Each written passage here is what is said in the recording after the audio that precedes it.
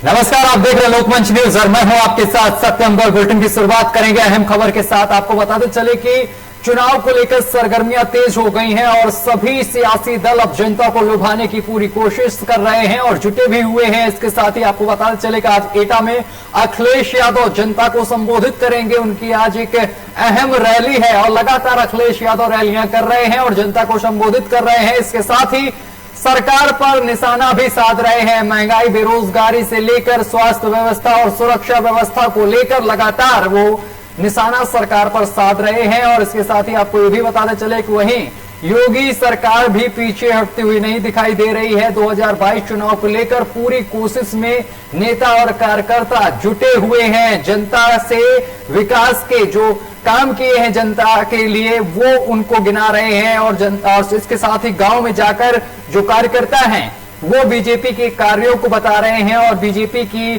खूबियों के बारे में जनता को बताया जा रहा है। इसके साथ ही आपको बताते चले कि अगर कांग्रेस की बात की जाए तो कांग्रेस भी इस चुनाव में कहीं पीछे हटती हुई नहीं दिखाई दे रही है। प्रियंका गांधी लगातार रैलियां कर रही हैं। इसके साथ ही उन्होंने अब महिलाओं को 40% की भागीदारी इस चुनाव में दे दी है। 40% पर महिलाएं भी चुनाव लड़ सकेंगी। इसके साथ उन्होंने एक नारा भी दिया है, मैं लड़की हूं और लड़ सकती हूं। इसको लेकर भी अब सियासी सरगर्मियां तेज हो गई। इसके साथ ही उन्होंने बच्चों को स्कूटी बांटने और मोबाइल फोन देने की बात भी कही है। इसके साथ ही किसानों के कर्ज माफ करने की बात भी की गई है।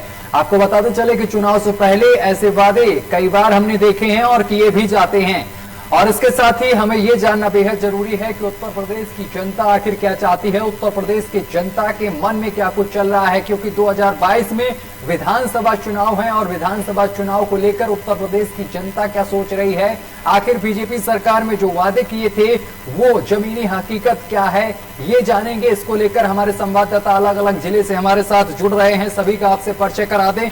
हमारे साथ सुनील जुड़ गए हैं गाजियाबाद से, हमारे संवाददाता। इसके साथ ही कदीम बुलंदशहर से जुड़ गए हैं, विनय हमारे साथ बाराबंकी से जुड़ गए हैं। तो सबसे पहले कदीम का रुख करेंगे, बुलंदशहर चलेंगे सीधा। कदीम, आप तक आवाज पहुंच रही है हमारी? कदीम, अगर बात की जाए 2022 चुनाव को लेकर तो बुलंदशहर की जनता क्या चाहती है इस बार, कैसा माहौल वहां पर बना हुआ है बुलंदशहर में और बुलंदशहर की जनता क्या चाहती है? और इसके साथ ये भी जानना चाहेंगे जिस तरीके से सरकार ने विकास के बड़े बड़े वादे किए थे, बेरोजगारी के वादे किए थे, रोजगार देने के वादे किए थे, लेकिन ये बताया जा रहा है अभी भी लोगों को रोजगार नहीं मिल पाया है। इसको लेकर जनता क्या कह रही है? बिल्कुल सत्यम जी, भारत के चुनाव मैदान में समाजवादी पार्टी और भारतीय जनता पार्टी और अपर पार्टी में आ रही हो, सभी पार्टियां सत्यम जी मैदान में। अगर हम बुलंदशहर की बात करें तो बुलंदशहर में लगातार लोकमंच की टीम पूरे 7 विधानसभाओं में समय समय पर घूम रही है। आखिर 2022 में बुलंदशहर की जनता किसके सफलता बढ़ेगी? अगर हम मौजूदा समय की बात करें तो बुलंदशहर के अंदर 7 विधानसभा है और 7 विधानसभा पर भारतीय जनता पार्टी के 7 विधायकों का पूर्ण बहुमत के अंदर 7 विधानसभाओं पर भारतीय जनता पार्टी के विधायक है। तो बुलंदशहर की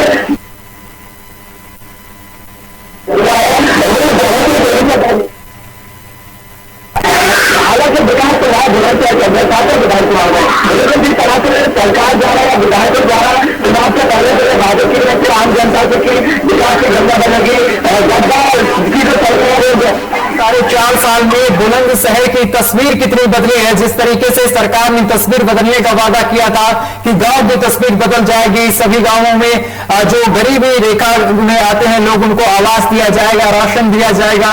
कितना आखिर गांव बदला है, गांव की तस्वीर कितनी बदली है? और आपसे खासतौर पर जानना चाहते हैं कि बुलंदशहर की कितनी तस्वीर इन 4.5 साल में बदली है?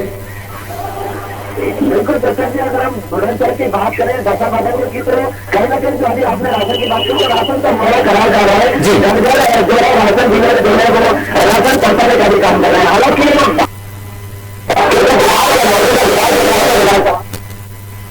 विकास निकला है, लेकिन कहीं ना कहीं जो एक नारा है कि 100% हर विधानसभा में विधायकों द्वारा काम कराया गया, हर गाँव में विधायक पहुंचे हैं और लगातार नालियों का गरीबों का मजदूरों का काम करा। तो ये सब कहीं ना कहीं 100% सही भाव में कहीं ना कहीं जो है अभी भी बुलंदशहर की कई ऐसी विधानसभा है, कई काफी ऐसे गांव है जहां पर विधायक जी पूरे सारे 4 साल हो गए हैं, 5 साल पूरे होते बता रहे हैं, लेकिन अभी तक विधायक जी वहाँ ऐसी बात नहीं पहुंच रहे हैं। इस तरह के जनता ने कई बार हमें बताया कि अभी तक हमारे गाँव में विधायक जी आई और कहीं ना कहीं ये भी बताया गया है कि विधानसभा वहां तक पहुंचते हैं और उसके बाद में वो जो घर आ जाते हैं। तो अगर बात कर रहे हैं तो विकास बुलंदशहर में हुआ तो है, लेकिन जिस तरह से वादे किए गए चुनावी मुद्दे को लेकर के विकास की जनता बहन की बुरे खबर क्यों नजर आ रहे हैं। कहीं ना कहीं ऐसे भी खुर्जा क्षेत्र में हम बात करें या विधानसभा की हम बात करें या बुलंदशहर विधानसभा की बात करें तो कई ऐसे गाँव है जहाँ पर हालांकि हमने नहीं कहता कि 5 साल में तो 65 साल से भी 15 साल से भी 2 किलोमीटर के टुकड़े हैं सड़कें की सरकार द्वारा ये दावे किए जा रहे थे कि सड़कों को गड्ढा मुक्त किया जाएगा। सड़कें हो नहीं बनी है, लगातार युवाओं का बहिष्कार करने का प्रयास है, लेकिन अभी तक भी किसी ने विधायक का ये ध्यान नहीं रहा कि कौन से गाँव में आश्रित। ठीक है कदीम, हम आपके पास वापस आएंगे, लेकिन हमारे साथ विनय भी जुड़े हुए हैं बाराबंकी से। विनय का रुख कर लेते हैं। विनय, आप तक आवाज पहुंच रही है हमारी? विनय, अगर बाराबंकी की बात की जाए तो बाराबंकी कितना बदला है 4.5 सालों में?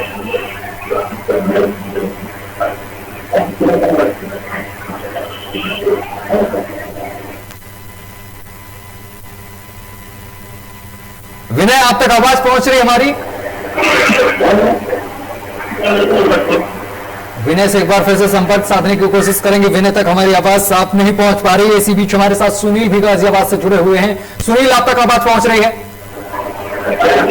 सुनील, अगर गाजियाबाद की बात की जाए तो गाजियाबाद के कनावनी की एक दिन हमने तस्वीर दिखाई थी कि उस गांव में लोग बेहद परेशान हैं, सड़कों की मरम्मत नहीं हुई है, इसके साथ ही सड़कों पर गंदा पानी बहता है। तो अगर हम गाजियाबाद की बात की जाए और जो क्षेत्र है और जो गांव है वहां पर कितना विकास हुआ है, कितना गाजियाबाद की तस्वीर बदली है?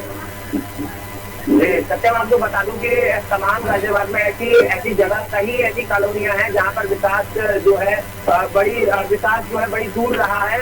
तमाम सड़कें टूटी हुई है, जो पानी की सुविधा है, नालियां हैं वो टूटी हुई है। यहाँ पर जो उसका जनप्रतिनिधि है वहाँ जाने का कार्य जो है कभी करते नहीं है। चुनाव में केवल वो जनता को याद करते हैं और उसके अलावा वहाँ पर जाते भी नहीं है। बात करूँ यहाँ पर की विकास की तो विकास गाजियाबाद में बेहद ही दूर है। हालांकि यहाँ पर जो है विधायक, जो 5 विधायक हैं वो भारतीय जनता पार्टी के, माहौर है जो वो भी भारतीय जनता पार्टी के हैं, तमाम पार्षद हैं यहाँ पर भारतीय जनता पार्टी के हैं। उसको लेकर भी सत्ता में रहते हुए भी विकास जो है गाजियाबाद से दूर नजर आ रहा है। ठीक है सुनील, अगर चुनावी माहौल समझने की कोशिश की जाए तो गाजियाबाद में चुनावी माहौल क्या चल रहा है, जनता के मन में क्या है? सत्यम, गाजियाबाद की बात करें जी चुनावी माहौल की तो यहाँ पर जो है शासन प्रशासन पूरी तरह अलर्ट हो चुका है और तमाम दौरे जो है वो राजनेताओं के यहाँ लगे हुए हैं। और प्रशासन की बात करूँ तो वो भी यहाँ अलर्ट मोड है। पुलिस की बात करूँ, पुलिस भी अलर्ट मोड पर दिखाई दे रही है वांछितों को, और तमाम जो उनकी धरपकड़ जो है स्टार्ट हो गई है। जो असले वाले जो लोग हैं उनको असले जमा करने के लिए निर्देश। सुनील, आपसे मैं ये समझना चाह रहा हूँ कि लहर क्या चल रही है, गाजियाबाद के लोग क्या चाह रहे हैं, इस बार किसके पक्ष में वो वोट डालना चाह रहे हैं?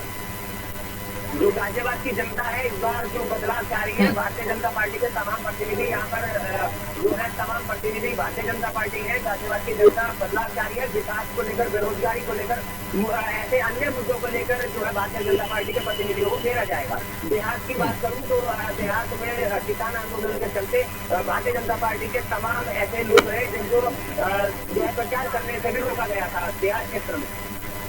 ठीक है, हमारे साथ लगातार विनय भी जुड़े हुए। विनय, आप तक आवाज पहुंच रही है अब मेरी? जी विनय, अगर बाराबंकी की बात की जाए तो इन 4.5 सालों में कितना विकास हुआ है, क्या बाराबंकी की इस तस्वीर इन 4.5 सालों में बदली है? ये बिल्कुल यहाँ बताना चाहूंगा कि बाराबंकी का 5 विधानसभा जी तो सभी विधानसभा में जो है एक केवल सपा का विधायक है, बाकी जगह जो है बीजेपी के विधायक मौजूद है जी। उन्होंने 5 साल का कार्यकाल बिताया, लेकिन स्थिति अगर बात की जाए विधानसभा क्षेत्रों की तो स्थिति ज्यों की त्यों बनी है। जो मूलभूत समस्याएं थी वो वैसी की वैसी, और जहाँ तक कि किसानों की बात की तो किसानों के सामने सबसे बड़ी जो चिंता जानवरों को लेकर के है, इसको लेकर के जो है किसान काफी परेशान है। और इस बार जो तरीके से मन बनाने हैं तो भाजपा को वोट नहीं देंगे। वो यही है कि जो 7 बच्ची फसलें हैं वो रात फसलें जो है और यहाँ पर जो है होते हैं, जिससे कहीं ना कहीं किसानों को भी असंतुष्ट देखने को मिल रहा है। कहीं अगर हम बात करें कि विकास किया हुआ, तो चाहे जहाँ रोड पे आप पार्टियों वहाँ पे गड्ढे नजर आते हैं, क्योंकि मुख्यमंत्री वहाँ पर सभी जो है देश के लोग के सभी चीजें जो है सरकार मुझसे कर दी जाएगी, लेकिन उससे जो यहाँ के विधायक है, चाहे मुजफ्फरनगर हो, चाहे कुश्ती हो, चाहे हैदराबाद विधानसभा क्षेत्र का रहा हो, लेकिन वो टूटा हुआ है, जहाँ पे विकास नहीं हुआ है। और यहाँ तक की शिक्षा की बात की है तो शिक्षा में भी जो विद्यालय बनने चाहिए थे, तो उसकी कोई सुविधा नहीं मिली, जिससे जो काफी परेशान होते हुए यहाँ पर जिस तरीके से वादा किया गया था कि कच्चे घर जिनके हैं उनको पक्का कर दिया जाएगा, पीएम आवास के तहत लोगों को घर मुहैया कराया जाएगा, इसके साथ ही जो सड़कें हैं, जो लोगों की रोजमर्रा की दिक्कतें हैं, जो नालियां हैं, उनको सही कर दिया जाएगा, शौचालय दिलाए जाएंगे, ये चीजें हुई हैं क्या ग्रामीण क्षेत्रों में? विनय, चारा भी उपलब्ध नहीं हो पा रहा है, कभी उसका मुआयना नहीं करते हैं, जिससे जो जानवर वहाँ पे बंद है दिक्कतों का भी दिक्कतें हो रही है।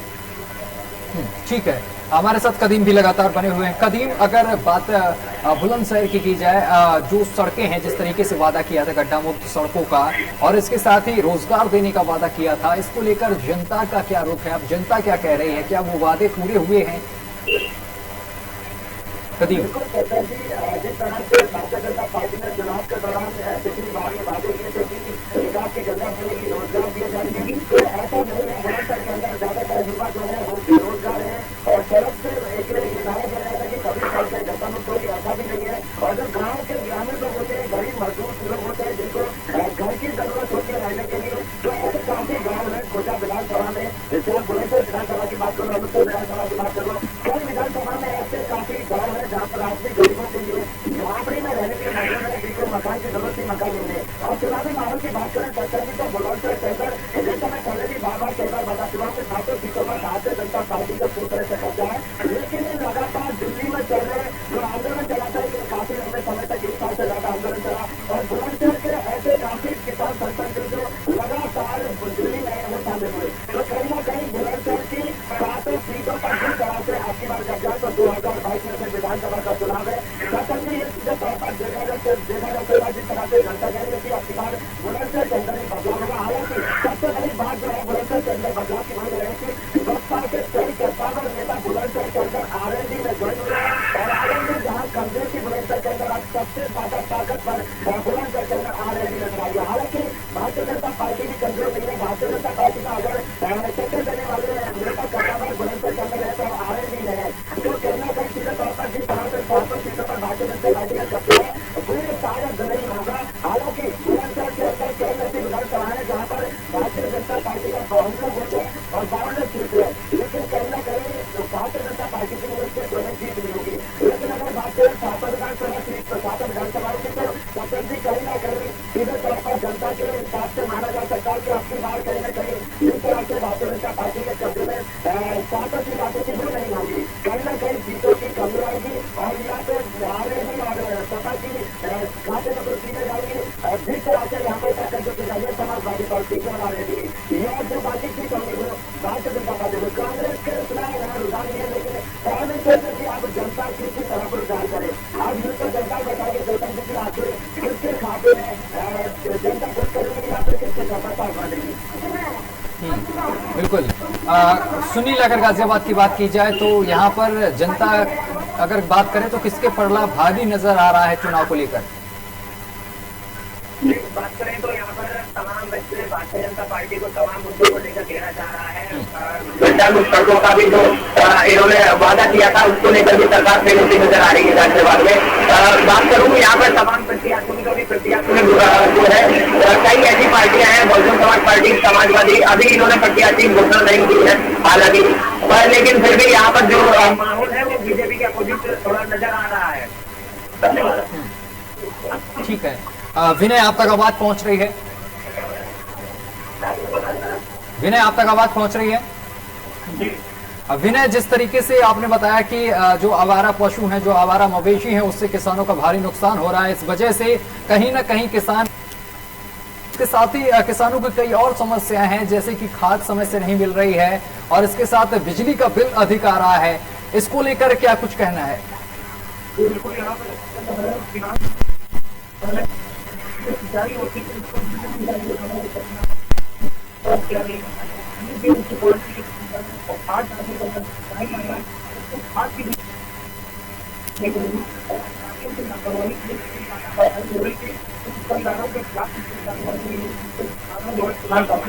नुकसान होता हुआ यहाँ पर नजर आ रहा है।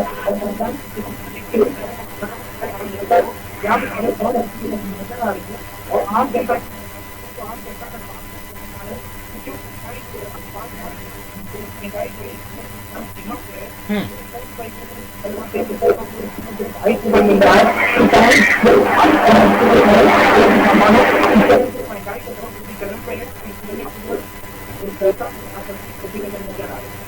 चलिए, बहुत बहुत शुक्रिया आप तीनों का हमारे साथ जुड़ने के लिए और तमाम जानकारी साझा करने के लिए। तो 2022 चुनाव को लेकर हम बात कर रहे थे कि इस बार किसका पलड़ा भारी नजर आ रहा है और हमारे अलग अलग जिले से संवाददाता भी जुड़े हुए थे। तो आपको बताते चले कि 2022 का जो चुनाव है उसको लेकर सभी पार्टियां तैयारी कर रही हैं, जनता के बीच जा रही हैं और तरह तरह के वादे किए जा रहे हैं। अगर बीजेपी की बात की जाए तो बीजेपी जनता को अपने विकास कार्यों को गिना रही है, वहीं विपक्षी जो पार्टियां हैं वो सरकार पर निशाना साधती हुई नजर आ रही हैं। इसके साथ ही अपनी पार्टी की खूबियां गिनाती हुई नजर आ रही हैं, यानी कि अपनी अपनी पार्टी की सभी लोग खूबियां बता रहे हैं जनता को। लेकिन जनता के मन में क्या चल रहा है ये तभी पता चलेगा जब 2022 के परिणाम सामने निकल कर आते हैं, तब पता चलेगा उत्तर प्रदेश की जनता ने किसे चुना है। फिलहाल मेरे साथ अभी के लिए बस इतना ही। देश दुनिया की तमाम खबरें देखने के लिए देखते रहिए आपका अपना चैनल लोकमंच न्यूज।